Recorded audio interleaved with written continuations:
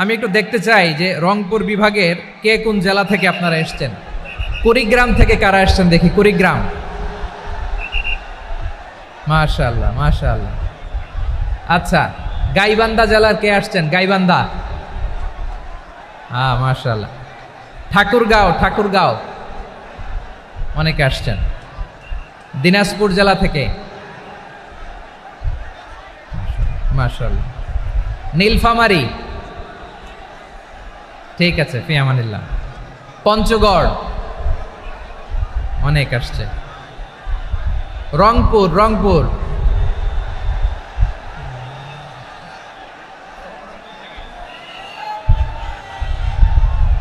মাশাআল্লাহ মাশাআল্লাহ, ঠিক আছে। লালমনিরহাটের কারা দেখি। লালমনিরহাট,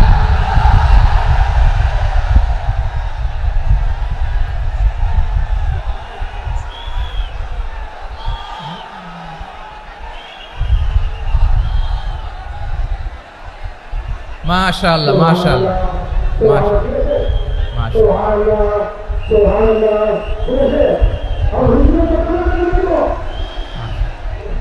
ঠিক আছে ঠিক আছে। আচ্ছা, এই রংপুর বিভাগের বাইরে থেকে অন্য জেলার কারা কারা আসছেন দেখি। তাও আছে অনেকে, মাশাআল্লাহ, ঠিক আছে ঠিক আছে। আজকের প্রোগ্রামে উপস্থিত আছেন প্রধান অতিথি হিসেবে অধ্যক্ষ আসাদুল হাবিব দুলু ভাই, সাংগঠনিক সম্পাদক বিএনপি, জাতীয় নির্বাহী কমিটির সভাপতি, জেলা বিএনপি লালমনিরহাট। বিশেষ অতিথি হিসেবে আমাদের অনেক ভাইরা এসছেন, সবাইকে শুকরিয়া জানাই। সভাপতিত্ব করছেন জনাব আব্দুল হাকিম। আইন শৃঙ্খলা বাহিনী, প্রশাসন, ভলান্টিয়ার্স, শুনেছি আমি প্রায় 5,000 ভলান্টিয়ার্স আপনারা নিয়োগ দিয়েছেন। আলহামদুলিল্লাহ আলহামদুলিল্লাহ, অনেক গোছালো প্রোগ্রাম। আমার প্রাণ ঢালা ভালোবাসা জানবেন, আমার হৃদয়ের গহীন থেকে ভালোবাসা নেবেন, শুভেচ্ছা জানবেন সবাই। ঠিক আছে ঠিক আছে। প্রিয় ভাইরা, আমরা আর কাল বিলম্ব না করে মূল আলোচনায় চলে যেতে চাই। আজকে যে টপিকের উপর আমি কথা বলবো, টপিকটা হচ্ছে peaceful coexistence and communal harmony, শান্তিপূর্ণ সহাবস্থান এবং সাম্প্রদায়িক সম্প্রীতি। আমাদের বাংলাদেশে সাম্প্রদায়িক সম্প্রীতি আছে না নাই? আবহমান কাল থেকে আমরা মুসলিম, হিন্দু, বৌদ্ধ, খ্রিস্টান, পাহাড়ি, নৃগোষ্ঠী মিলেমিশে একাকার, আমরা সবাই মিলে বাংলাদেশ। আওয়াজ করে বলেন ঠিক কিনা? আমাদের পারস্পরিক সম্প্রীতি, ভালোবাসা, সৌহার্দ্যপূর্ণ আচরণ, বোঝাপড়া, এটা বেশ মজবুত, বেশ মজবুত। তবে মাঝে মাঝে আমাদের এই সম্প্রীতির ভেতরে অনেকে ফাটল ধরাতে চায়। আমরা যে সুখে আছি, শান্তিতে আছি, এটা অনেকের ভালো লাগে না, ঠিক কিনা বলেন? আমাদের মধ্যে সাম্প্রদায়িক সম্প্রীতি, সৌহার্দ্যপূর্ণ আচরণ, ভালোবাসা, এটা আবহমান কাল ধরে আছে। তার প্রমাণ, আমরা তাফসিরুল মাহফিলের আয়োজন করলে আমাদের হিন্দু ভাইরা ডিস্টার্ব করে না, ঠিক কিনা? এবং আমি যদি বলি হাত তোলেন, হিন্দু ধর্মের কারা কারা এসেছেন, কত শত কত হাজার যে হাত উঠবে, আপনি অবাক হয়ে যাবেন। আমি চাচ্ছি না হাত উঠাতে। খুলনাতে সর্বশেষ যে আমি প্রোগ্রাম করে গেলাম, সেখানে কয়েকশো হিন্দু ভাই আসছে আমাদের আলোচনা শুনতে, আলহামদুলিল্লাহ। অনেক বৌদ্ধরা আসে, অনেক খ্রিস্টানরা আসে। এবার সফরেও অনেক হিন্দু ভাইরা আমার সাথে দেখা করেছে। তারা বলেছে, হুজুর আমরা আপনার আলোচনা শুনি। আলহামদুলিল্লাহ বলেন। So it's our responsibility to present our religion to our non-Muslim brothers and sisters. আমাদের অমুসলিম ভাই বোনদের কাছে ইসলামের সৌন্দর্য তুলে ধরা, এটা আমাদের দায়িত্ব। We all are the ambassador of Islam. আমরা প্রত্যেকে দায়িত্বশীল, আমরা প্রত্যেকে এক একজন ইসলামের অ্যাম্বাসেডর। আলহামদুলিল্লাহ বলেন। এজন্য এমনভাবে দ্য বিউটি অফ ইসলাম, ইসলামের সৌন্দর্য আমাদেরকে ফুটিয়ে তুলতে হবে, যাতে করে নন মুসলিমরা শাহাদা পড়ে, কালিমা পড়ে মুসলমান হয়ে যায়। অনেক নন মুসলিম ভাই বোন আমাদের হাতে শাহাদা পড়ে, কালিমা পড়ে মুসলমান হয়েছে, অনেক। সো আমরা যেন ইসলামের বিউটিটাকে তুলে ধরতে পারি, এবং এই যে সম্প্রীতি, এটাকে যেন আমরা অটুট রাখতে পারি। আদতে আদতে বাংলাদেশের ইতিহাস বলে আমাদের দেশে কোনো দাঙ্গা নাই, আছে? লালমনিরহাটের ভাইয়েরা আওয়াজ করে বলেন, আমাদের দেশে হিন্দু মুসলিম দাঙ্গা আছে? আমরা ভাই ভাই, আওয়াজ করে বলুন তো, আমরা কি ভাই ভাই? কিন্তু কিছু দুষ্ট লোক আছে, তারা আমাদের সম্পর্কের মধ্যে ফাটল ধরাতে চায়, ঠিক কিনা বলেন? মাঝে মাঝে ঝগড়া লাগাতে চায়। দেখবেন পত্রপত্রিকায় দেখা যায় বিভিন্ন ধর্মীয় উপাসনালয়গুলোতে হামলা চালানো হয়। এগুলো রাজনৈতিক উদ্দেশ্য প্রণোদিত, এগুলোর সাথে ইসলামের কোনো সম্পর্ক নাই। এজন্য এই দুর্বৃত্তদের ব্যাপারে আমাদের সাবধান থাকতে হবে। আমরা সবসময় যেমনি ঐক্যবদ্ধ, ইউনাইটেড, আমরা যদি এরকম ইউনাইটেড থাকি, এই সমস্ত দুর্বৃত্তদের কালো হাত ভেঙে দিতে আমাদের 1 ঘন্টাও লাগবে না। চিল্লায় বলো ঠিক কিনা? আমরা সংঘবদ্ধ থাকবো। এই যে আমাদের পিসফুল কোএক্সিস্টেন্স, শান্তিপূর্ণ সহাবস্থান। হিন্দুরা পূজা করে, যেদিন হিন্দুদের পূজা অনুষ্ঠান আমরা ওই দিন তাফসির মাহফিল করি না, ঠিক কিনা বলেন? যেদিন আমাদের তাফসিরুল কোরআনের প্রোগ্রাম, ওই দিন আমাদের হিন্দু ভাইরা ডিস্টার্ব করে না। সুবহানাল্লাহ। হিন্দুদের পূজা অনুষ্ঠানে মাদ্রাসার ছাত্র যে পাহারা দেয়, গোটা বিশ্বে এরকম দৃষ্টান্ত নজির বিরল, ঠিক কিনা বলেন? আইন শৃঙ্খলা বাহিনীর পাশাপাশি মাদ্রাসার ছাত্ররা যে সেখানে পাহারা দেয়, গোটা পৃথিবীতে এই দৃষ্টান্ত আপনি পাবেন না। মাদ্রাসার ছাত্ররা তারা তো কোরআনের ধারক, তারা হাদিসের ধারক, তারা কেন মন্দির পাহারা দিবে? এই সম্প্রীতিকে ধরে রাখার জন্য, এই সৌহার্দ্যকে ধরে রাখার জন্য, আমাদের পারস্পরিক ভালোবাসাকে অটুট রাখার জন্য। আওয়াজ করে বলতে হবে ঠিক কিনা?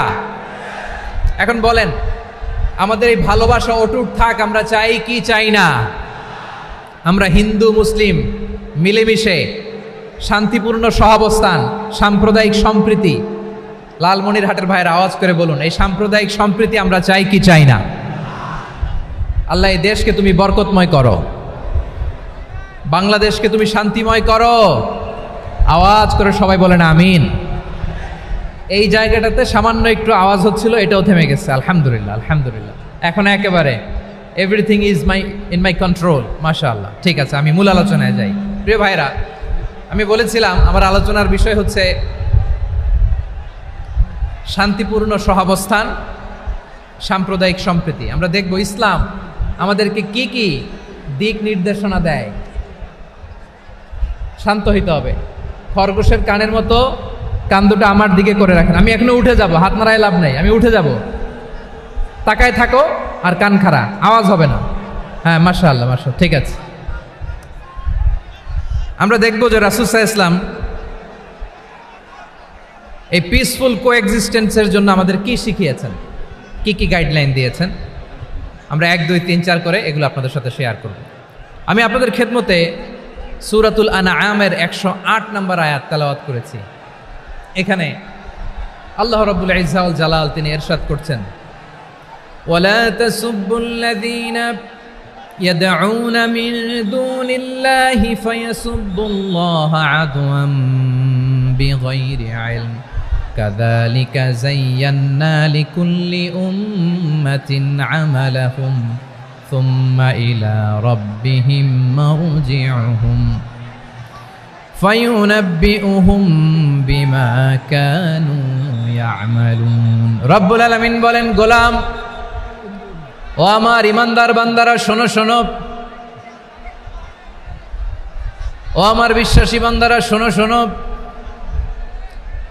লা তাসুব্বুল্লাযীনা ইয়াদউনা মিন দুনিল্লাহ ফায়াসুব্বুল্লাহা আদওয়াম বিগাইরি ইলম। ও আমার বিশ্বাসী বান্দারা, যারা আল্লাহকে ব্যতি রেখে, আল্লাহকে বাদ দিয়ে অন্য উপাস্যকে ডাকে, দেবীর পূজা করে, তোমরা খবরদার তাদের গালি দিও না। আওয়াজ করে বলেন, কি দিও না? আল্লাহ বলেন, ও বিশ্বাসীরা শোনো, যারা আল্লাহকে বেছে রেখে দেবীর পূজা করে, অন্য উপাস্যের পূজা করে, তাদেরকে ডাকে, ওই দেবতাদেরকে তোমরা গালি দিও না। যদি ওই দেবতাদেরকে গালি দাও, তাহলে ভুলবশত, শত্রুতাবশত তারা তোমাদের রব আল্লাহকে গালি দেবে, ঠিক কি না? তোমরা যদি তাদের দেবতাদের গালি দাও, ওরা রেগে তোমার আল্লাহরে গালি দিবে, তাহলে আল্লাহরে গালি খাওয়ানোর কারণ হয়ে গেলাম আমি, ঠিক কি না? বলেন।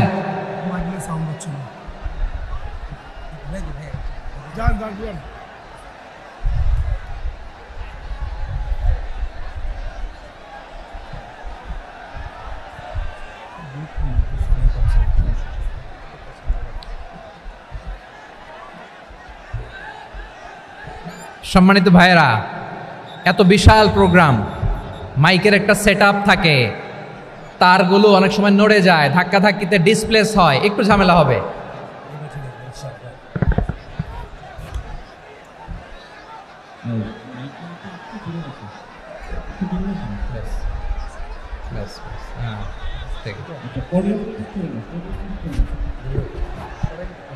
ঠিক আছে, একটু একটু সমস্যা হবে মাঝে মাঝে, আপনারা শান্ত থাকলে, শান্ত থাকতে হবে।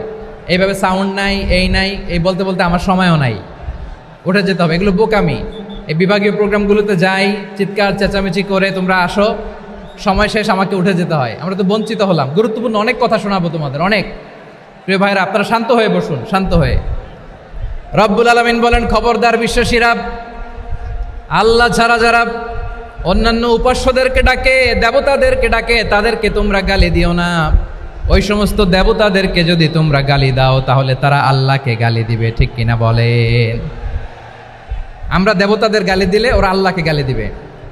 রব্বুল আলামিন বলেন, খবরদার দেবতাদেরকে গালি দিও না, তাহলে ওরা তোমার রব আল্লাহরে গালি দেবে। প্রতিটি জাতির জন্য তাদের কাজকে আমি আল্লাহ সুশোভিত করে রেখেছি, তারা সবাই একদিন আমার কাছেই ফিরে আসবে। এরপর আমি রব্বুল আলামিন তাদের আমলনামা তাদেরকে জানিয়ে দেব। সুবহানাল্লাহ পড়ে। প্রিয় ভাইয়েরা, আল্লাহ তাআলা বলেছেন, খবরদার গালি দিও না। আদেশটা কার? আওয়াজ করে বলেন তো। হিন্দুদের দেবতা দেবদেবীদেরকে গালি দেওয়া যাবে না। আওয়াজ করে বলুন প্রিয় ভাইয়েরা, এই আদেশটা কার? এই আপনাদের গলার আওয়াজ। অন্য ধর্মের দেবতাদেরকে যে গালি দেওয়া যাবে না, এই আদেশটা কার? আরো জোরে বলুন, কার? গালি দিবেন কোন দেবতাকে? দিবেন? যদি দেন তাহলে ওরা আল্লাহরে গালি দিবে, তাহলে আল্লাহরে গালি খাওয়াইলো কে? আপনি, ঠিক কিনা বলেন? আমি আল্লাহকে গালি খাওয়ানোর কারণ হলাম, কারণ আমি যদি গালি না দিতাম ওরা আমার রবকে গালি দিত না। আওয়াজ করে বলেন ঠিক কিনা? তাহলে প্রিয় ভাইয়েরা, ইসলাম আমাদেরকে শিখায়, সূরাতুল আনআমের 108 নম্বর আয়াত থেকে আমরা বুঝলাম, কোনো ধর্মকে ছোট করা যাবে না। অন্য ধর্মকে ছোট করা মানে ইসলামকে ছোট করা। অন্য ধর্মের দেবতাকে গালি দেওয়া মানে আল্লাহকে গালি খাওয়ানো। আওয়াজ করে বলেন ঠিক কিনা? খবরদার, এটা করা যাবে না। আর অন্য ধর্মের দেবতাকে যদি আপনি গালি দেন, ওরা ইসলাম থেকে দূরে সরে যাবে। যাও ইসলামের প্রতি আকৃষ্ট হয়েছিল, আর কোনোদিন ইসলামের ধারে কাছে আসবে না। আওয়াজ করে বলেন ঠিক কিনা? এজন্য কখনো কোনোদিন অন্য ধর্মের দেবতাদেরকে গালি দেয়া যাবে না। অন্য ধর্মের কোনো দেবতাদেরকে আমরা গালি দিব না, গালি দিব না, বরং ইসলামের beauty, the beauty of Islam, ইসলামের সৌন্দর্যকে আমরা তুলে ধরব। আমরা যদি বিশ্বনবী সাল্লাল্লাহু আলাইহি ওয়াসাল্লামের জীবনের দিকে তাকাই, তাহলে আমি দেখব বিষ্ণু ইসলাম মক্কাতে কিংবা মদিনাতে অন্য ধর্মের লোকদের সাথে খুব পিসফুলি লাইফ লিড করেছেন। হোক মুশরিক, হোক খ্রিস্টান, হোক ইহুদি, বিশ্বনবী সবার সাথে মিলেমিশে ছিলেন। আলহামদুলিল্লাহ বলেন। ইসলাম হচ্ছে পিসফুল রিলিজিয়ান। অন্য ধর্মের প্রতি সহনশীলতার সবক ইসলাম আমাদেরকে দেয়। কিন্তু প্রতিটি মুসলিমের এটা মনে রাখতে হবে, আল্লাহর কাছে পছন্দনীয় গ্রহণযোগ্য ধর্ম, জীবনাদর্শ একটি, সেটা হচ্ছে ইসলাম। আওয়াজ করে বলেন সেটা কি? লালমনিরহাটের ভাইয়েরা আওয়াজ করে বলুন, আল্লাহর কাছে মনোনীত ধর্ম একটি, সেটা কি? এজন্য রব্বুল আলামিন বলেন, ইন্নাদ-দীনা ইনদাল্লাহিল ইসলাম, আল্লাহর কাছে মনোনীত গ্রহণযোগ্য অ্যাকসেপ্টেড ধর্ম মতাদর্শ একটা, সেটা হলো ইসলাম। ইসলাম ছাড়া অন্য কোনো ধর্ম যদি কেউ তালাশ করে, তার ওই ধর্ম আল্লাহ গ্রহণ করবে না। ومن يبتغي غير الإسلام دينا فلن يقبل منه وهو في الآخرة من الخاسرين. Whoever seek anything except Islam, that won't be accepted from him, and he will be loser in the day of judgment. কিয়ামতের দিন ইসলাম ছাড়া কেউ যদি অন্য কোনো ধর্ম তালাশ করেছে দুনিয়াতে, তার এই মতাদর্শ গ্রহণ করা হবে না। and he will be loser, সে হবে লুজার, ক্ষতিগ্রস্ত, হাই হাই কোম্পানির ম্যানেজার। ওর আমও শেষ, সালাও শেষ। আওয়াজ করে বলেন ঠিক কি না? এজন্য ইসলাম পেয়ে আমরা খুশি না বেজার? প্রত্যেক নামাজ শেষে আমরা আল্লাহরে বলি, আল্লাহ রাদিতু বিল্লাহি রাব্বা ওয়া বিল ইসলামি দীনা ওয়া বি মুহাম্মাদিন নাবিয়ান ওয়া রাসূলা। ও আল্লাহ, তোমারে রব হিসেবে পেয়ে আমরা খুশি। ও আল্লাহ, ইসলামকে ধর্ম হিসেবে পেয়ে আমরা খুশি। বিশ্বনবীকে আমাদের রাসূল পেয়ে আমরা খুশি। ঠিক কিনা বলেন? ইসলাম ছাড়া অন্য কোনো ধর্ম আমরা গ্রহণ করব না। ঠিক কিনা বলেন? আল্লাহর কাছে অ্যাকসেপ্টেড রিলিজিয়ান একটা, সেটা ইসলাম। তো বিশ্বনবী সাল্লাল্লাহু আলাইহি ওয়াসাল্লাম মক্কাতে কিংবা মদিনাতে খুব পিসফুলি এক্সিস্ট করেছেন, যে কোনো ধর্মের সাথে মিলেমিশে চলেছেন। তার প্রমাণ আমরা যদি রাসূল সাল্লাল্লাহু আলাইহি ওয়াসাল্লামের বায়োগ্রাফির দিকে তাকাই, তাহলে দেখব তিনি মুশরিকদের সাথে পিস ট্রিটি করেছেন, শান্তি চুক্তি, পিস ট্রিটি, পিস এগ্রিমেন্ট। আপনারা হুদাইবিয়ার সন্ধির নাম শুনেছেন? আমার লালমনিরহাটের কলিজার টুকরা ভাইয়েরা, হুদাইবিয়ার সন্ধির নাম আপনারা শোনেন নাই? 6ষ্ঠ হিজরিতে বিষ্ণু ঈসা ইসলাম মুশরিকদের সাথে এই ট্রিটি করেছেন, চুক্তি। কাদের সাথে? মুশরিকদের সাথে। আমরা তো মুসলমান বসতে পারি না। আমরা দুই মুসলিম ভাই একসাথে বসে চা খেতে পারি না, গল্প করতে পারি না। বিষ্ণু ঈসা ইসলাম মুশরিকদের সাথে ট্রিটি করেছেন, হুদাইবিয়ার সন্ধি। এই সন্ধির আগে মক্কা থেকে কেউ মদিনায় যেতে পারে না, মদিনা থেকে কেউ মক্কায় যেতে পারে না। কিন্তু এই সন্ধির পরে ট্রাফিক স্বাভাবিক হয়ে গেল। মক্কার লোকেরা মদিনায় আসতে পারে, মদিনার লোকেরা মক্কায় আসতে পারে। এটাকে বলে সুলহে হুদাইবিয়া, the peace agreement of Hudaibiya, শান্তি চুক্তি। আমরা পৃথিবীতে এখন অনেক শান্তি চুক্তির নাম শুনি, এগুলো সব the piece treaty of Hudaibiya থেকে কপি করা। আল্লাহু আকবার। তাহলে বিশ্বনবী সাল্লাল্লাহু আলাইহি সাল্লাম তিনি যে শান্তিপূর্ণ সহাবস্থানে বিশ্বাসী ছিলেন, মুসলমানেরা যে অন্য ধর্মের প্রতি সহনশীল, তার প্রমাণ হচ্ছে এই পিস ট্রিটি। শুধু তাই নয়, মাইকের সাউন্ডটা একটু বাড়ায় দিতে হবে, খুব দুর্বল, একটু মজবুত করতে হবে, আর একটু ক্লিন করতে হবে, আর সবগুলা জায়গায় সাউন্ড যাচ্ছে কিনা একটু ক্রস চেক করতে হবে। হ্যাঁ, পাবেন দিচ্ছে mic operator, he is trying his level best, দিচ্ছে। মাইক অপারেটর যিনি আছেন, প্রতিটি জায়গায় প্রতিটি সাউন্ড বক্সে যেন আওয়াজ পাওয়া যায়, একটু ক্রস চেক করেন, সাউন্ডটাকে একটু স্ট্রং করে দেন। হ্যাঁ, ঠিক আছে, মাশাআল্লাহ। এদিকে তাকান, এদিকে। মক্কার পার্ট গেল, পিস এগ্রিমেন্ট করলেন, শান্তি চুক্তি। বিষ্ণু ঈসা ইসলাম মদিনায় যে কি করলেন? মদিনায় যে বিষ্ণু ঈসা ইসলাম মদিনা চার্টার করলেন, মদিনা সনদ, সাহিফাতুল মদিনা, এটার বলে মদিনা চার্টার। যে ওয়েস্টে, ইউরোপে, আমেরিকাতে তারা অনেক চার্টার করে, সব চার্টার মদিনা চার্টার থেকে কপি করা। আওয়াজ করে পড়েন সুবহানাল্লাহ। বিষ্ণু ঈসা ইসলাম মদিনায় গেলেন, মদিনাতে মুসলিম, মুশরিক, ইয়াহুদি, এই 3 ধর্মের লোক মিলে সব স্টেক হোল্ডার যারা আছে সবাইকে নিয়ে বিষ্ণু ঈসা ইসলাম মদিনা চার্টার করলেন, মদিনা সনদ। পড়েন সুবহানাল্লাহ। শুধু তাই নয়, মক্কাতে বিশ্বনবী পিস এগ্রিমেন্ট করলেন, শান্তি চুক্তি মুশরিকদের সাথে। মদিনাতে যে বিশ্বনবী মদিনা চার্টার করলেন, মদিনা সনদ করলেন ইহুদিদের সাথে। আবার মদিনাতে বিশ্বনবী ইহুদিদের সাথে পিস ডায়ালগ করলেন, ইন্টারফেথ ডায়ালগ করলেন, আন্তধর্মীয় সংলাপ করলেন। যেই সংলাপের মূল ভিত্তি ছিল তাওহীদ। মূল ভিত্তি ছিল কি? তাওহীদ। বিশ্বনবী ইহুদিদেরকে ডাকলেন, আহ্বান করলেন, কুল ইয়া আহলাল কিতাবি তাআলাউ ইলা কালিমাতিন সাওয়াইন বাইনানা ওয়া বাইনাকুম আল্লা না'বুদা ইল্লাল্লাহ ওয়া লা নুশরিকা বিহি শাইআন ওয়া লা ইয়াত্তাখিযা বা'দুনা বা'দান আরবাবাম মিন দুনিল্লাহ فإن تولوا فقولوا اشهدوا بأننا مسلمون সুবহানাল্লাহ। পড়েন। বিশ্বনবী মদিনার ইহুদিদের ডেকে বললেন, ও ইহুদিরা, শোনো শোনো, আসো এমন একটা আদর্শের প্রশ্নে আমরা একত্রিত হই, যে আদর্শের প্রচার তোমাদের নবীরাও করেছে, আমিও করি, যে আদর্শের কথা তোমাদের পবিত্র ধর্মগ্রন্থগুলোতে আছে, আমার কোরআনেও আছে। সেটা হলো তাওহীদ। আমরা এক আল্লাহ ছাড়া কারো ইবাদত করব না, আল্লাহর সাথে কাউরে শরীক করব না, আল্লাহ ছাড়া কাউরে রব মানব না। পড়েন সুবহানাল্লাহ। তাহলে আমার প্রিয় লালমনিরহাটের ভাইরা, মদিনাতে যেয়ে তিনি মদিনা চার্টার করলেন, মদিনা সনদ, পিস ডায়ালগ করলেন, শান্তির সংলাপ, ইন্টারফেথ ডায়ালগ করলেন, আন্তধর্মীয় সংলাপ যার ভিত্তি ছিল তাওহীদ। সুবহানাল্লাহ পড়েন। তাহলে অন্য ধর্মের প্রতি সব সময় ইসলাম সহনশীল, টলারেন্স। যদি আপনি দেখতে চান ইসলামের নবী বিশ্ব নবীর দিকে তাকান, ঠিক কিনা বলেন? আমরা তো সংখ্যালঘুদের রাইটস প্রোটেক্ট করার জন্য কত আইন বানাই, কত বৈঠক করি, কত সংবাদ সম্মেলন করি। বিষ্ণু সাল্লাল্লাহু আলাইহি ওয়াসাল্লাম সংখ্যালঘুদের রাইটসের ব্যাপারে, অধিকারের ব্যাপারে যে কথা বলেছেন, শুনলে আপনি অবাক হয়ে যাবেন।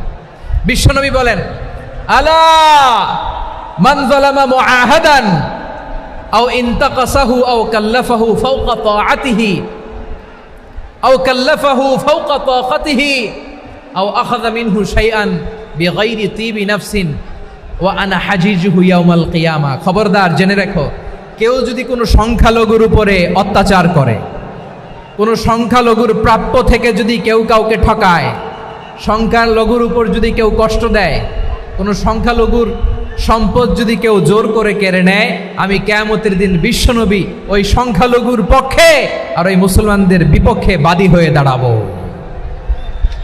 সুবহানাল্লাহ বলতে পারলেন না? আল্লাহু আকবার। আপনি নামাজি, আপনি মুসল্লি, আপনি হাজী সাহেব, তাহাজ্জুদ পড়তে পড়তে কপালে দাগ ফেলে দিছেন, আপনার প্রতিবেশী হিন্দু, ভাবছেন আমার তো পাওয়ার আছে, ওর জমিটা দখল করি। বিশ্বনবী বলেন, কিয়ামতের দিন ওই হিন্দুর পক্ষে তোর বিরুদ্ধে আমি বাদী হয়ে দাঁড়াবো। পৃথিবীর কোন ধর্মে এরকম স্টেটমেন্ট পাবেন? পাবেন? আপনি ভাবছেন আপনি নামাজ পড়লে হাজী সাহেব কপালে দাগ ফেলায় দিলে আপনি সেলসেলায় জান্নাতে চলে যাবেন না? খবরদার। বিশ্বনবী বলেন, কোন সংখ্যালঘুর উপর যদি কেউ আক্রমণ করে, তার প্রাপ্য তাকে না দিয়ে যদি তাকে ঠকায়, তার উপর জুলুম করে, তার সম্পদ যদি কেড়ে নেয়, আমি নবী, তুমি মুসলিম হইতে পারো, মুসল্লি হইতে পারো, তার পক্ষে, তোমার বিপক্ষে আল্লাহর দরবারে বাদী হয়ে দাঁড়াবো। আচ্ছা লালমনিরহাটের ভাইরা, কথা বুঝতে পারলে আওয়াজ করে উত্তর দেন। বিশ্বনবী যদি কারো বিপক্ষে দাঁড়ায় কিয়ামতের দিন, আই রিপিট, আমি আবারও বলছি, বিশ্বনবী যদি কিয়ামতের দিন কারো বিপক্ষে দাঁড়ায়, ও তো সেলসেলায়া জান্নাতি, তাই না? জান্নাতি না? যে নবীর সুপারিশ ছাড়া জান্নাতের গেটও দেখা যাবে না, ওই নবী যদি বলে তোর বিপক্ষে আমি বাদী হয়ে দাঁড়াবো, ওই জান্নাতে আর ঢোকার কোনো সুযোগ আমাদের থাকবে? এখানেই শেষ না আমার প্রিয় লালমনিরহাটের ভাইয়েরা, এখানেই শেষ নয়। বিশ্বনবী বলেন, মান কাতালা মুআহাদান, বুখারীর বর্ণনা, মান কাতালা মুআহাদান লাম ইয়ারাহ রাইহাতাল জান্নাহ। কেউ যদি, কোনো মুসলিম যদি অন্যায়ভাবে কোনো সংখ্যালঘুকে হত্যা করে, কোনো হিন্দুকে হত্যা করে, কোনো বৌদ্ধরে হত্যা করে, অন্যায়ভাবে কোনো মুসলিম যদি কোনো সংখ্যালঘুরে হত্যা করে, জান্নাতে যাওয়া তো দূরের কথা, ওই মুসলিম জান্নাতের ঘ্রাণও পাবে না। সেই বুখারীর বর্ণনা, মান কাতালা মুআহাদান লাম ইয়ারাহ রাইহাতাল জান্নাহ ওয়া ইন্না রিহাহা লা ইউজাদু মিন মাসিরাতি 40 আমা। যে জান্নাতের ঘ্রাণ 40 বছর দূরের রাস্তা থেকেই পাওয়া যায়। সুবহানাল্লাহ পড়েন।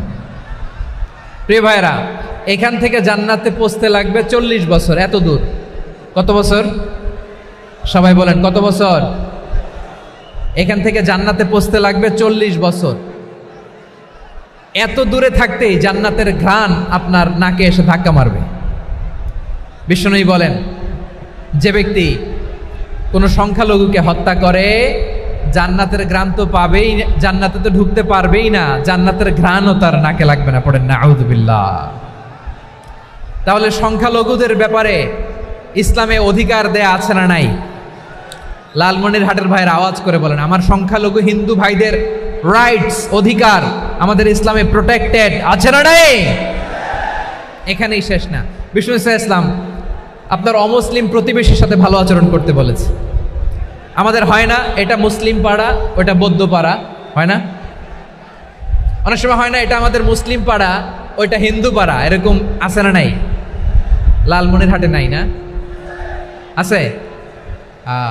হিন্দু যদি আপনার প্রতিবেশী হয় কি করবেন? ওরে কষ্ট দিবেন নাকি? কেন, ও তো হিন্দু, ও তো আমার আল্লাহরে ডাকে না, ওরে কষ্ট দিলে জায়েজ হবে না? খবরদার। বিষ্ণু ঈসা ইসলাম বলেন, মান কানা ইউমিনু বিল্লাহ ওয়াল ইয়াউমিল আখির ফালিউকরিম জারাহ, যে আল্লাহ বিশ্বাস করে আর আখিরাতে বিশ্বাস করে সেজন্য প্রতিবেশীর সাথে ভালো আচরণ করে। সুবহানাল্লাহ। কলিজা জুড়ায় যায় না আমার নবীর কথাগুলো শুনলে? যে আল্লাহ বিশ্বাস করে, যে আখিরাতে বিশ্বাস করে সেজন্য প্রতিবেশীর সাথে ভালো আচরণ করে। এখানে বলছে মুসলিম প্রতিবেশী বলছে, নামাজি প্রতিবেশী বলছে, আল্লাহওয়ালা প্রতিবেশী বলছে না। প্রতিবেশী আস্তিক হোক নাস্তিক হোক, প্রতিবেশী মুমিন হোক মুশরিক হোক, প্রতিবেশী হইলেই তার সাথে ভালো আচরণের দরকার আছে না নাই? আমার প্রিয় লালমনিরহাটের ভাইয়েরা, বিষ্ণু ঈসা ইসলাম ওনার ইহুদি প্রতিবেশীদের দেখাশোনা করতেন। আওয়াজ না শোনা যাক, আমারও তো দেখা যায়, তাকায় থাকেন, তাকায় থাকলে সওয়াব হবে। কোরআনের কথা যেখান থেকে হয় এদিকে তাকায় থাকলেই বরকত। তাকায় থাকেন। জি জি, মাইক, আমি তো আর মাইক ঠিক করতে আসি না এদিকে, এই মাইক ঠিক করব, ওই মাইক ঠিক করব, ওদিকে পাইলট বলবে হুজুর চলে আসেন। জি বসুন বসুন, মাশাআল্লাহ। হ্যাঁ, খুব শান্ত, ঠিক আছে। পুলিশ ভাইরা না খেয়ে দিনরাত আপনারা যাতে সুশৃঙ্খল একটা প্রোগ্রাম উপহার পান এটাই চেষ্টা করতেছে, আপনাদেরকে কষ্ট দিতে আসে নাই, একটু একটু সহযোগিতা করেন। জি মাশাআল্লাহ, হ্যাঁ ঠিক আছে। আমার প্রিয় ভাইরা, প্রতিবেশী আস্তিক হোক নাস্তিক হোক, মুসলিম হোক হিন্দু হোক, তার সাথে ভালো আচরণ করতে হবে। বিষ্ণু ঈসা ইসলাম ওনার ইহুদি প্রতিবেশীর বাসায় যেতেন। কোন প্রতিবেশী? ইহুদি। আওয়াজ করে বলেন, কোন প্রতিবেশী? ইহুদি। এক ইহুদি কিশোর বিষ্ণু ঈসা ইসলামের খেদমত করতে, ইহুদি ছেলে আমার নবীর খেদমত করতো, তারা ছিল নবীর প্রতিবেশী। তো অনেক দিন হয় ইহুদি ছেলেটা আসে না। বিষ্ণুনবী খোঁজ দিলেন, ঘটনা কি? একটা ইহুদি ছেলে না আমার খেদমতে আসতো, ছেলেটা কই? খোঁজ নিয়ে জানলেন ছেলেটা অসুস্থ।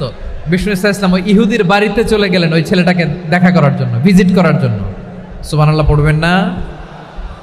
গেলেন, যে দেখে ইহুদি ছেলেটা মুমূর্ষ, জান যায় যায় ভাব, বিছানায় পড়ে আছে, তার বাবা দাঁড়ানো। বিশ্বনবী তার মাথার পাশে বসলেন, মাথায় হাত বুলিয়ে দিলেন, আর ছেলেটাকে বললেন আসলিম, হে ইহুদি ছেলে আসলিম, ইসলাম ধর্ম গ্রহণ করো। তো ছোট্ট ছেলে ভাবে আমরা ইহুদি, এখন ইসলাম ধর্ম গ্রহণ করলে আব্বা যদি বকা দেয়, ফানাযারা ইলা ওয়াজহি আবি, ছেলেটা তার বাবার চেহারার দিকে তাকালো, দেখি আব্বা কি কয়। আব্বা যদি বলে তাইলে ইসলাম ধর্ম গ্রহণ করবে। ইহুদি ছেলেটা তার বাবার দিকে যখন তাকালো, ওর বাবা বলে আতি আবুল কাসিম, আবুল কাসিম যা বলে তাই করো। আবুল কাসিম হচ্ছে বিষ্ণু ঈসা ইসলামের একটা কুনিয়াত, উপনাম। আমার রাসূলের বড় ছেলের নাম ছিল কাসেম। যেমন দেখবেন আমাদের এলাকায় কারো ছেলের বড় ছেলের নাম যদি হয় আব্দুল্লাহ, এরা আব্দুল্লাহর বাপ বলে ডাকে। কারো বড় মেয়ের নাম যদি হয় ফাতেমা, এরা কি ডাকে? ফাতেমার বাপ বলে না? তো বিষ্ণু ঈসা ইসলামের বড় ছেলের নাম ছিল কাসেম। ইহুদি বাবা বলল আতি আবুল কাসেম, আবুল কাসেম যা বলে তাই শোনো, মানে মোহাম্মদ যা বলে তাই শোনো। এই কথা শুনে ছেলে সাহস পাইছে, ছেলে আবার পড়তে আরম্ভ করলো আশহাদু আল্লাহ ইলাহা ইল্লাল্লাহ ওয়া আশহাদু আন্না মুহাম্মাদার রাসূলুল্লাহ, পড়েন আল্লাহু আকবার। বিশ্বনবীর আহ্বান শুনে ওই আহ্বানে সাড়া দিয়ে ইহুদি ছেলে শাহাদা পড়ে মুসলমান হয়ে গেল। তার হৃদয়টার ইমানের নূর দিয়ে আলোকিত করে দিল কে? প্রিয় ভাইরা, এবার রাসূল সাল্লাল্লাহু আলাইহি ওয়াসাল্লাম বের হয়ে আসলেন ঘর থেকে, আর বললেন আলহামদুলিল্লাহিল্লাযী আনকাযাহু মিনান নার, প্রশংসা সে আল্লাহর যে আল্লাহ জাহান্নামে চলে যাচ্ছিল প্রায় এমন একটা লোককে মুহূর্তের মধ্যে কালেমায়ে শাহাদাতের বদৌলতে জান্নাতি বানায় দিলেন। আওয়াজ করে পড়েন সুবহানাল্লাহ। এই হাদিস থেকে আমরা কি শিখলাম? What is the moral of the story? এক নম্বর স্টোরি হলো, প্রতিবেশী ইহুদি হোক হিন্দু হোক, যাবেন, সুসম্পর্ক রাখবেন, উপহার দিবেন, বিপদে পাশে দাঁড়াবেন, তাইলেই তো আপনাদের প্রতি, মুসলমানদের প্রতি তারা আকৃষ্ট হবে, ঠিক কিনা বলেন? আপনি যদি হিন্দুদের সাথে বৌদ্ধদের সাথে নাই মিশেন, নাস্তিকের কাছে নাই যান, তো ইসলামের সৌন্দর্যটা ওরা বুঝবে কেমনে? আমার অনেক হিন্দু পরিচিত ভাই আছে, ওরা আমাদের ইফতারির প্রোগ্রামে এসে একসাথে ইফতারি করে। অনেক মদখোর আমার সাথে বসে একসাথে ডিনার করে, হাফ প্যান্ট পরা, গলায় স্বর্ণের চেইন, হাতে স্বর্ণের ব্রেসলেট, আইসা আমার সাথে ডিনার করছে, আছে এরকম গাঁজাখোর। আমি বলি আসো, welcome welcome to my dinner, আসো বসো। বসলেই তো আমি ওর ডিএনএ, চিন্তার ডিএনএ চেঞ্জ করে দেওয়ার সুযোগ পাবো। চিল্লায় বলো ঠিক কি না? আসতে হবে আমার কাছে। Hour door is open, the door of Islam is open 24/7। সব সময় আমাদের ইসলামের দরজা আমার অমুসলিম ভাইদের জন্য খোলা আছে না নাই? এই হাদিস থেকে দুইটা শিক্ষা। এক নম্বর শিক্ষা, প্রতিবেশী মুসলিম হোক অমুসলিম হোক, যান, অসুস্থ হইলে একটু আপেল নিয়ে যান, আঙ্গুর নিয়ে যান, কমলা নিয়ে যান, তাদের সাথে ভালো আচরণ করেন। ইসলামের বিউটি দেখে, সৌন্দর্য দেখে অবাক হবে, নসিব ভালো হলে কোনোদিন কালিমা পড়ে মুসলমান হয়ে যাবে। ঠিক কিনা বলেন? তাহলে অমুসলিমের সাথে ভালো সম্পর্ক। বিশ্বনবী ইহুদির বাড়িতে গেলেন, ইহুদির বাড়ি, আর আমার মুসলমান ভাই আমার কাফের বলে, এরকম আছে না নাই? হ্যাঁ, মুসলিমরা দেখতে পারে না, সহ্য করতে পারে। বিশ্বনবী সাল্লাল্লাহু আলাইহি ওয়াসাল্লাম ইহুদির বাড়িতে গেলেন, এটা একটা শিক্ষা। আরেকটা শিক্ষা হলো, ভাইয়েরা ধাক্কা মারে এসে সামনে এসে কি লাভ? প্রোগ্রাম তো শেষ হচ্ছে, এখনই শেষ হচ্ছে। তো এই যে আমাদের বকশি ভাই ওয়াদা নিল, হাত তোলালো, মিম বলে এত কথা বলল, তো আমি জেলায় জেলায় যেয়ে খালি হাত নাড়াই তোমাদের জন্য নাকি? হ্যাঁ, হাত নাড়াই শুধু। এই ধাক্কাইতে ধাক্কাইতে এদিকে এসে হাত নাড়াইতেছে, হয়েছে তো, দেখলাম তো, ঠিক আছে, মাশাআল্লাহ, অনেক সুশৃঙ্খল, অন্যান্য যে কোনো জেলার জন্য সুশৃঙ্খল। আমার দিকে তাকাও, আমার দিকে তাকাও, ঠিক আছে। এই যে দাঁড়িয়ে আছে, একটা ছেলে নড়ে না, দেখছেন? মাশাআল্লাহ মাশাআল্লাহ মাশাআল্লাহ। হ্যাঁ, এইভাবেই। আর কয়েকটা মজাদার কথা আছে, শোনো। এই হাদিস থেকে আমাদের শিক্ষা হলো, আমার প্রতিবেশী যেই ধর্মের হোক আমি সম্পর্ক রাখবো। অসুস্থ হলে যাব, কি বলেন ভাইরা? যাবেন না? যাবেন না আপনারা? আচ্ছা, 2 নম্বর শিক্ষা হলো, বিষ্ণু ইসা ইসলামের খাদেম ছিল ইহুদি, এতদিন খেদমত করলো, একদিনও বিশ্বনবী ওরা কালিমার দাওয়াত দেয় নাই। কারণ কি? বিশ্বনবী একটা ভালো সময়ের অপেক্ষা করতেছিলেন, প্রপার টাইমিং। দায়ীর কাজ হচ্ছে দাঈ ইলাল্লাহ, সে হচ্ছে সুযোগ সন্ধানী। দায়ী সুযোগ খোঁজে, কখন দাওয়া দিলে ব্যাটে বলে হবে, ঝোপ বুঝে কোপ মারে, ঠিক কিনা বলেন? বিষ্ণু ইসলাম ভালো সময়ের অপেক্ষা করতেছিলেন, দেখি ভালো সময় আসুক আসুক আসুক আসুক। আস্তে আস্তে এমন সময় আসছে, ছেলে এবার মুমূর্ষ। অসুস্থ ব্যক্তির হৃদয় অত্যন্ত নরম থাকে। হসপিটালে যখন কেউ যায় তার হৃদয়টা বড্ড নরম থাকে, মৃত্যুর ভয়ে তার অন্তরটা নরম থাকে, ঠিক কিনা বলেন? এই প্রপার টাইমিং এর অপেক্ষা করতেছিলেন। যখনই টাইমিং পেয়েছেন, দাওয়াত দিলেন, পড়ো লা ইলাহা ইল্লাল্লাহ, সুবহানাল্লাহ পড়েন সবাই। তাহলে ইসলাম অমুসলিম প্রতিবেশীর সাথে ভালো আচরণ করতে বলে। ইসলাম অমুসলিম মাতা পিতার সাথেও ভালো আচরণ করতে বলে। মাতা পিতা যদি অমুসলিম হয়, তারা ফেলে দিতে পারবেন? পারবেন? আমার লালমনিরহাটের ভাইয়েরা, অনেক হিন্দু ছেলে আমাদের হাতে শাহাদা পড়ে মুসলিম হয়, কিন্তু ওর মা মুসলমান হয় নাই, বাবাও হয় নাই, এরকম আছে না নাই? তো ও হয়েছে মুসলিম, মা বাপ হিন্দু, এখন মা বাপ কি বাদ? হ্যাঁ, মা বাপ বাদ দেয়া যাবে?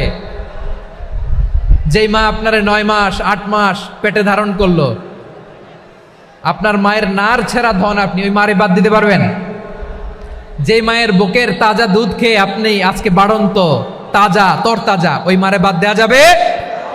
মায়ের এক ধারে দুধের দাম, কাটিয়া গায়ের চাম, পাপোশ বানাইলে ঋণের শোধ হবে না, এমন দরদি ভাবে কেউ হবে না আমার মাহা গো। মায়ের এক ধারে দুধের দাম, কাটিয়া গায়ের চাম, পাপোশ বানাইলে ঋণের শোধ হবে না, এমন দরদি ভাবে কেউ হবে না আমার মাহা গো, ঠিক কিনা? মাকে তো বাদ দেওয়া যায় না। وَقَضَى رَبُّكَ أَلَّا تَعْبُدُوا إِلَّا إِيَّاهُ وَبِالْوَالِدَيْنِ إِحْسَانًا। আল্লাহ বলে, অবধারিত 2টা ভার্ডিক্ট তোমাদের জন্য, এক আল্লাহর ইবাদত করবা আর মা বাবার প্রতি ইহসান করবা। আদেশটা কার? মা বাবার প্রতি ইহসান করতে হবে। আমার মা হিন্দু হোক, ভালো আচরণ করতে হবে, বৌদ্ধ হোক, ভালো আচরণ করতে হবে। আমার যে সমস্ত হিন্দু ভাইয়েরা মুসলিম হয়েছ, তোমাদের মা বাবা এখনো মুসলমান হয় নাই, তাদের সাথে ভালো আচরণ করতে হবে আপনাদের। খেদমত নিজে করতে হবে অথবা খেদমতের ব্যবস্থা করাই দিতে হবে। মান্থলি যে খরচ লাগে এটা দিতে হবে। আরে তুমি এখন মুসলিম, তোমার মা বাবা হিন্দু, এখনই তো সুযোগ ইসলামের সৌন্দর্য দেখানো। এখন মা বাবা যদি দেখে আরে এটা হিন্দু থাকতে তো বদমাইশ ছিল, বেয়াদব ছিল, কি এমন ধর্ম সে গ্রহণ করলো যেটা গ্রহণের সাথে সাথে সে পাল্টে গেল? কি এমন ধর্ম সে গ্রহণ করেছে যেটা তার জীবনকে আলোকিত করে দিয়েছে? নসিব ভালো হইলে তারাও কালিমা পড়ে মুসলমান হয়ে যাবে। বিষ্ণু ইসলামের স্ত্রীর নাম ছিল আয়েশা রাদিয়াল্লাহু তাআলা আনহা, আবু বকর রাদিয়াল্লাহু তাআলা আনহুর মেয়ে। আবু বকর রাদিয়াল্লাহু তাআলা আনহুর আরেক মেয়ের নাম হচ্ছে আসমা। কি নাম? দুজনই আবু বকর রাদিয়াল্লাহু তাআলা আনহুর মেয়ে, আসমা আর আয়েশা। নাম দুইটা কেমন লাগে? আসমা নামটা কেমন লাগে? আয়েশা নামটা কেমন লাগে? সবার ভালো লাগে নাই? নাম দুটো আপনাদের ভালো লাগে? লালমনিরহাটে অনাগত যদি কন্যা সন্তান হয়, যদি মনে চায় আসমা রেখে দিতে পারবেন, যদি মনে চায় আয়েশা রেখে দিয়েন। দেশে বিদেশে এয়ারপোর্টে রাস্তাঘাটে শুধু বলে হুজুর একটা নাম দেন, আমার ছেলের একটা নাম দেন, মেয়ের একটা নাম দেন। তো আমার মনে আছে যশোরের আদ্দিনের মাহফিলে আমি একটা দুইটা নাম দিয়েছিলাম। আজকে লালমনিরহাটের এই প্রোগ্রামে কন্যা সন্তান যদি হয় দুটা নাম দিলাম, আসমা কিংবা আয়েশা। ইনশাআল্লাহ পড়েন। দুজন বোন, এক মায়ের না, বাবা এক মা দুইজন। আয়েশা রাদিয়াল্লাহু তাআলা আনহার মায়ের নাম উম্মে রুমান, আর আসমা রাদিয়াল্লাহু তাআলা আনহার মায়ের নাম কুতাইলা বিনতে আব্দুল উজ্জা। আবু বকর রাদিয়াল্লাহু তাআলা আনহু 4টা বিয়ে করেছিলেন। তো একই ঘটনা ঘটেছে এই ফ্যামিলিতে। আসমা ইসলাম ধর্ম গ্রহণ করে মুসলিমা, কিন্তু তার মা কুতাইলা মুশরিকা। আই রিপিট, বোঝার জন্য আমি আবারও বলি, আসমা রাদিয়াল্লাহু তাআলা আনহা মুসলিমা, আর আসমার মা কুতাইলা, আওয়াজ করে বুঝে থাকলে বলেন, আসমার মা মুশরিকা। তার মানে মেয়ে মুসলিম, মা অমুসলিম। ভেজাল আছে না নাই? কিন্তু কুতাইলা আর ধৈর্য ধারণ করতে পারে না। নার ছেড়া ধন, কলিজার টুকরা ধন, কলিজার টুকরা সন্তান আসমারে দেখতে বড্ড মন চায়। সাইয়েদনা আসমা রাদিয়াল্লাহু তাআলা আনহা মক্কা থেকে হিজরত করে মদিনায় চলে গেলেন হুদাইবিয়ার পর। যখন মক্কা মদিনার ট্রাফিক স্বাভাবিক হলো, মক্কার লোক মদিনায় যায়, মদিনার লোক মক্কায় আসে। কুতাইলা কলিজার টুকরা সন্তান আসমারে দেখার জন্য কিছু উপহার নিয়ে বিশাল মরুপথ পাড়ি দিয়ে মক্কা থেকে মদিনায় যায়। সুবহানাল্লাহ বলেন। এখন মা আসছে মেয়ের সাথে দেখা করতে, মেয়ে তো আর দেখা দেয় না। মেয়ে ভাবছে আমার মা তো মুশরিকা, অপবিত্রা, তার সাথে কি দেখা দেয়া যাবে? বিশ্বনবীর দরবারে চলে গেলেন। সুবহানাল্লাহ বলেন। কি সৌভাগ্যবান ছিল তারা, মাসলা জানার দরকার হলেই নবীর দরবারে চলে যেত। ঘরে বউয়ের সাথে ঝগড়া হলে নবীর দরবারে চলে যেত। অনেক সাহাবী বলে আমার পেটে ক্ষুধা লাগলো আমি নবীর কাছে চলে যেতাম, কারণ নবীর চেহারার দিকে তাকালেই আমার পেটের ক্ষুধা মিটে যেত। সাইয়েদনা আসমা রাদিয়াল্লাহু তাআলা আনহা বিশ্বনবীর কাছে চলে গেলেন, যে বললেন ইয়া রাসূলুল্লাহ ইয়া হাবিবাল্লাহ ইন্না উম্মি কাদিমাতুন ইলাইয়া ওয়া হিয়া রাগিবা। আমার মা মক্কা থেকে অনেক দূর মরুর পথ পাড়ি দিয়ে উপহার সামগ্রী নিয়ে মদিনায় আমার সাথে দেখা করতে এসেছে গো নবী। আমার জানতে বড্ড ইচ্ছে হয় আমি আমার মুশরিকা মাখা করতে পারবো কিনা। আফা আসিলুহা, আগে যেমনি আমি আমার মায়ের সাথে ভালো আচরণ করতাম, যেমনি আমি আমার মায়ের সাথে সদাচরণ করতাম গো নবী, এখন আমি মুসলিমা, মা মুশরিকা, এখনো কি আগের মতো সদাচরণ করতে পারবো নাকি?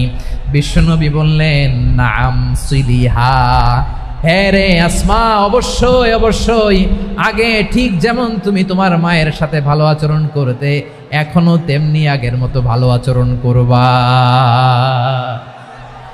আওয়াজ করে পড়েন সুবহানাল্লাহ। কি ইসলাম আমরা পেয়েছি!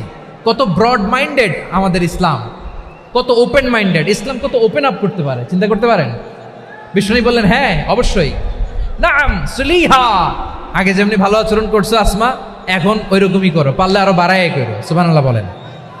তাহলে আমার যে হিন্দু ভাইয়েরা, হিন্দু বোনেরা ইমানের বদৌলতে দৌলতে আপনি ধন্য হয়েছেন, আপনার আম্মা আব্বা এখনো মুসলমান হয় নাই, তাদের জন্য দোয়া করেন, তাদের জন্য দোয়া করেন, আল্লাহ যেন তাদেরকেও ইমানের দৌলত দান করে।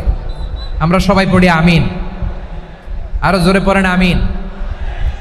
এখন বলেন, ইসলাম কি ন্যারো মাইন্ডেড রিলিজিয়ান না ব্রড মাইন্ডেড? লালমনিরহাটের যুবক ভাইরা আওয়াজ করো, ইসলাম কি ন্যারো মাইন্ডেড না ব্রড মাইন্ডেড? কতটা ব্রড মাইন্ডেড দেখেন, বিশ্বনবী সাল্লাল্লাহু আলাইহি সাল্লাম অমুসলিমরা যদি নবীকে উপহার দিত, ওই উপহারও বিশ্বনবী গ্রহণ করতেন। সুবহানাল্লাহ পড়েন। আপনার অমুসলিম বন্ধু যদি উপহার দেয়, সেটাও আপনি নিতে পারবেন, যেটা নেওয়া জায়েজ। কিন্তু আপনার বন্ধু যদি আপনার মদের বোতল দেয়, নিতে পারবেন? হ্যাঁ, মদের বোতল দিলে পারবেন না। আপনার বন্ধু যদি আপনার পর্ক দেয়, পর্ক শুকরের গোশত মিশ্রিত কোনো খাবার, ওটা নিতে পারবেন না। হালাল যে কোনো জিনিস নিতে পারবেন। বিশ্বনবী সাল্লাল্লাহু আলাইহি ওয়াসাল্লাম অমুসলিমদের দেয়া হাদিয়া গ্রহণ করতেন। কেমন নবী ছিলেন? আমার নবীরে চিনে নেন, আমার নবীর অ্যাটিটিউড জেনে নেন। বিশ্বনবী সাল্লাল্লাহু আলাইহি ওয়াসাল্লাম যখন কোনো জনপদে যেতেন, 3টা অপশন নিয়ে যেতেন। প্রিয় ভাইয়ের আওয়াজ করে বলতে হবে, কোনো জনপদে গেলে আমার নবীর অপশন থাকতো কয়টা? আমার মতো 3 আঙ্গুল উঁচু করে দেখান আর বলুন, আমার নবী কোনো জনপদে গেলে কয়টা অপশন নিয়ে যেতেন? 1 নম্বর অপশন, আসলিম তাসলাম। নতুন এলাকায় গেলে বলতেন আসলিম তাসলাম, ইসলাম ধর্ম গ্রহণ করো, শান্তিতে থাকবা, আমার ভাই হয়ে যাবো, আমরা ভাই ভাই। ইসলাম মানো, আমরা ভাই ভাই। অপশন নাম্বার কত? 1। যদি বলে না ইসলাম মানবো না, ওকে, অপশন নাম্বার 2, মুসলিম হওয়ার দরকার নাই, লা ইকরাহা ফিদ্দিন, ইসলামে কোনো বাড়াবাড়ি নাই। খ্রিস্টান আছো থাকো, বৌদ্ধ আছো থাকো, ইহুদি থাকতে চাও থাকো, কিন্তু আমরা যেহেতু রিজিওনাল সুপার পাওয়ার, আমাদের আন্ডারে থাকো, ট্যাক্স দিয়া থাকো, এটার বলে জিজিয়া।